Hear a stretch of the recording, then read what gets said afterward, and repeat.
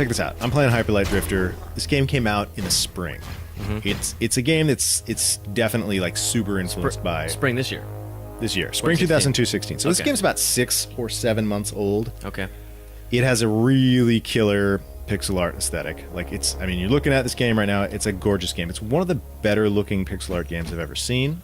Yeah, it looks really nice. I like the style. Very the soundtrack is incredible. It's made by Heavy Atmosphere, kind of. Yeah, very similar to the soundtrack from Fez, I guess. It was the same composer. But Same developers, Fez, or no? Okay. Same composer, and I think maybe even the same sound designer. So it has a similar aesthetic or sound aesthetic to that game. But it looks and feels a lot like look at that. What does that look like? Link to the Past. A Link to the Zelda. Past. Yeah. Or Link's Awakening. Particularly, yeah, those two games. Yeah. It's got real fast-paced combat. It's a very challenging, hard game. Huh. It does look fast. It's dodging all over, and yeah, and even the flowers look like Zelda. I mean, look at this. You got this nice. Yeah, that's cool. That's pretty beautiful. And Orlando in the distance. Yeah, and Orlando. So there's definitely a Dark Souls influence. You get little Dark Souls like Estus flasks. Oh, really? Health Okay. kits that you have to use. So when you die, is there a, When you die, you don't have to do a corpse run or anything like that. When you die, it's game over. So there's checkpoints. Guy's losing it. Yeah. So you play this character who is sick and he has some kind of illness, and the story is very vague, very iceberg storytelling, very much like Dark Souls. Like, it's not clear what is going on. So the reason we are looking at this game now, that came out a few months ago, is that they patched the game. They added a 60 frames per second mode. 6 months after the game came out, Yeah. 60 FPS mode. Probably not going to help them financially, but really cool if they did that. I think it probably might help them financially. I hope it does. There's definitely people who are holding out. And it's not to be like... I was. Like, when this game came out, I really... Like, everything about it I loved.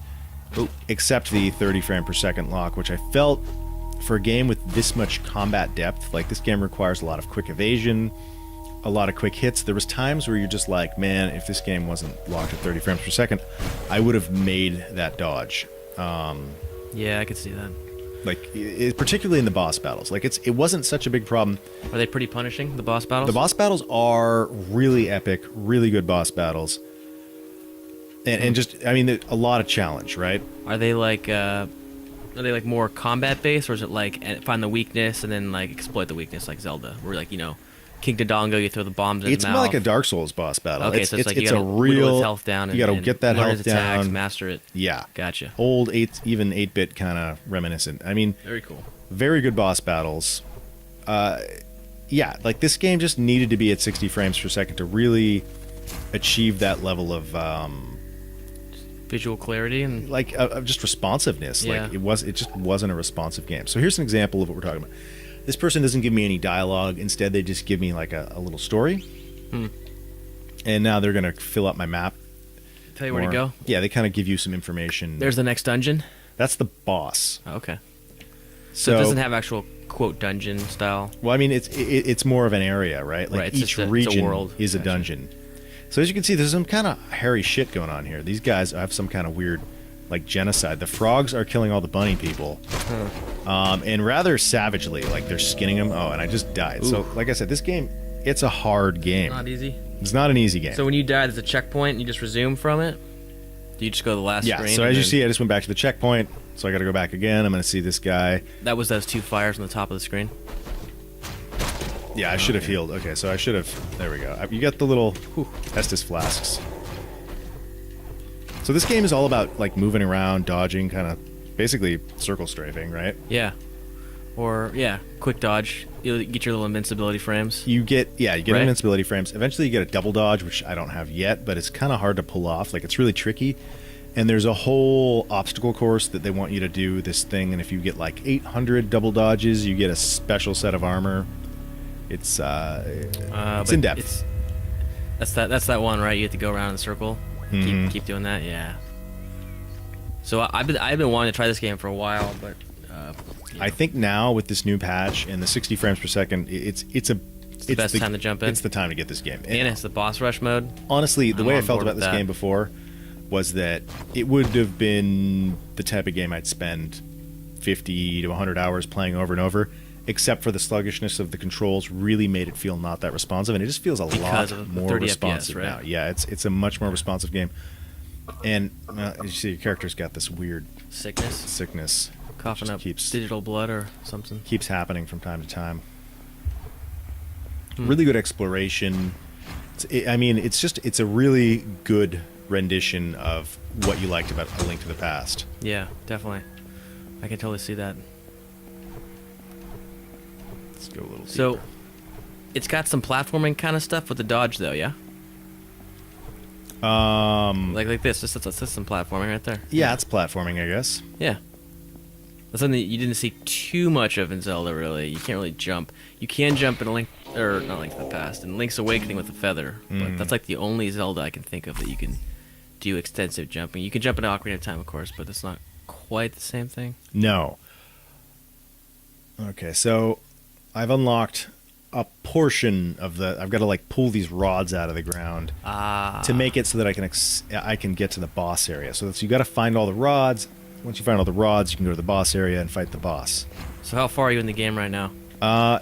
In this particular version, I am. This is very early in the game. I think what we can do is take a little jump ahead and look deeper later into the game. So let's do that real quick. Okay. If we look at the map, we'll see that I've already kind of completed. A lot of I've completed the first The three regions? dungeons, Or right? So dungeons, let's or- just show a little bit. I guess the regions, yeah. Let's show a little bit of this last region, which is pretty cool. So this game has this kind of post-apocalyptic setting, huh? Yeah, so Everything's in ruins. There's moss growing over its corpses, and maybe one of the better entry cutscenes I've seen in a while. It's a really. Yeah. It looks like a Ralph Bakshi movie, like the old Hobbit movies or something. oh yeah. Like that weird cartoon style from the 70s and 80s. And it kind of shows this world getting destroyed and then reborn, and it's interesting. So I don't know what's going on here, but this guy's got stuff for me. So this here will take me back to the town if I want to. That's kind of like a teleport point. Okay. Go like a recall point, and you can go back and. So does the town has supplies or vendors or anything you can? Yeah, no, it has vendors. You can fully upgrade your stuff. What? Apparently that's not an enemy. So this double jump is like it takes a Gecko pause jump. Did you do it? I think I might have done it. So you have stamina for attacks, but not for dodging. Is that correct? No, you have stamina. I don't really know exactly how your stamina works. You can attack indefinitely. Okay. This reminds me of a Metroid right here, going down. Or like Zelda 2. Yeah. So this game does have local co-op. We're just doing single player right now, but Right. you do have the option to do 2 people. 2-player co-op, which Yeah. is pretty cool. Pretty nice. But it's only locally, right? I don't think you can do Yeah, it's online. only local co-op. Yeah. So yeah, have your friends over. I don't know. Yeah. Come over and play some Hyper Light.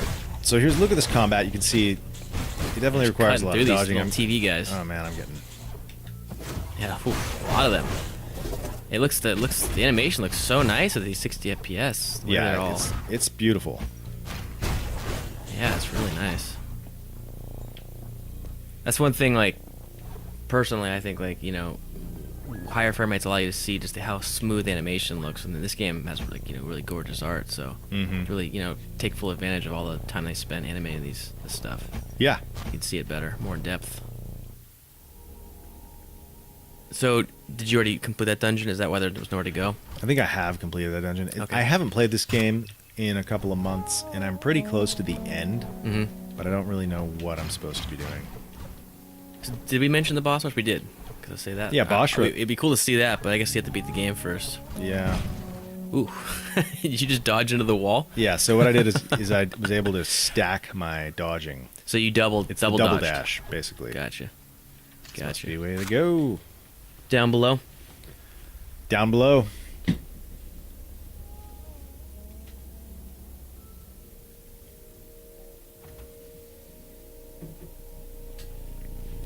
So here's just a good example of what these dungeons look like. You can really see the cool artwork. Like, this is an area where you just need to be able to dodge these guys' attacks. And oh, there we go. How do we get over here? Okay, I see. Jump from here over to here. Kind of a purple hue to the whole game. Yeah, I think they're using like a specific color palette for this game. Yeah. It looks distinctly hyperlight. Yeah. So I think I can actually. Oh no, I haven't learned can you that yet. phantom cannon them back? You can if you learn the skill, but I haven't learned the skill yet. Nice. Yeah, so you got that. That's a pretty good. The combat's really weighty and meaty. It feels really good. Yeah, it does look really smooth. I like how you just. Is that a shard attack with a spin? Yeah. I mean, that's some Zelda shit they're right not there. Even trying. Yeah. Decapitated him. I like it. Yeah, the Ooh. gore's pretty good. And the way that their heads flew off different. Yeah, it looks really nice.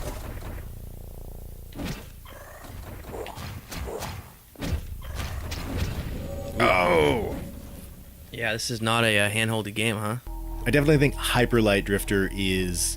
It's definitely worth people's time. It might be my favorite indie game this year, and this has been a pretty damn good year for indie games. You think of like Devil Daggers, Super Hot, Firewatch. There's been some quality indie games. This has been a good year.